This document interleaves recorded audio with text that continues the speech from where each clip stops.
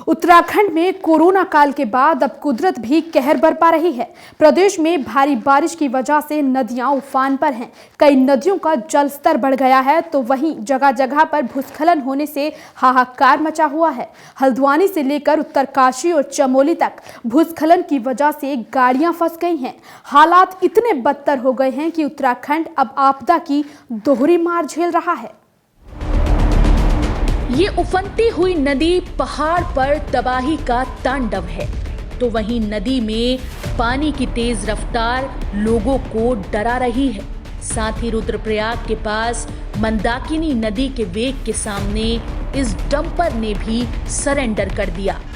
तो चमोली जिले में लामबगड़ के पास बद्रीनाथ हाईवे पर ट्रक पानी में बहता बहता बच गया।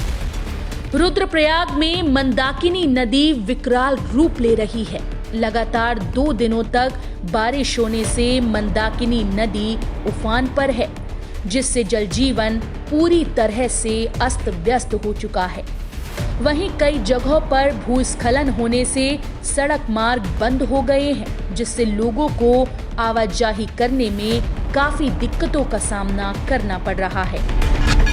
कहाँ जाना था आपको? हमको तिरुड़ा जाना है, लेकिन रोड बंद हो गई जी। कम से कम 2 घंटे हो गए यहाँ पर। कोई बंदोबस्त नहीं है, प्रशासन का नहीं है, किसी का कोई भी व्यवस्था नहीं इनके पास रोड खोलने की जी।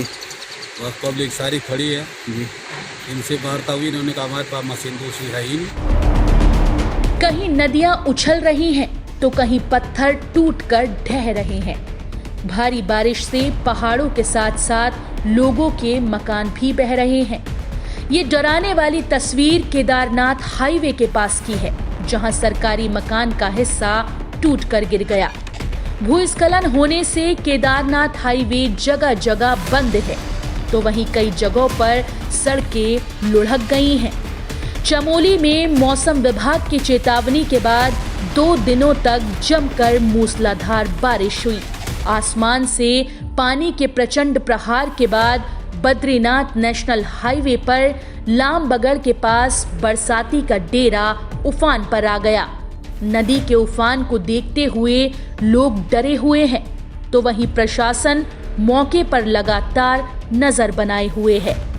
उत्तरकाशी में भी लगातार बारिश होने से नदियों के उफान और जगह जगह भूस्खलन की वजह से लोग सहमे हुए हैं, क्योंकि मूसलाधार बारिश ने उत्तराखंड में 105 साल का रिकॉर्ड तोड़ दिया है। मई का महीना भी सबसे ठंडा रहा। जब मौसम उल्टा पुल्टा है, तो लोगों की आशंकाओं का मीटर भी काफी ऊपर है। खबरों से जुड़ने के लिए हमारे चैनल को सब्सक्राइब करें और बेल आइकन दबाना ना भूलें।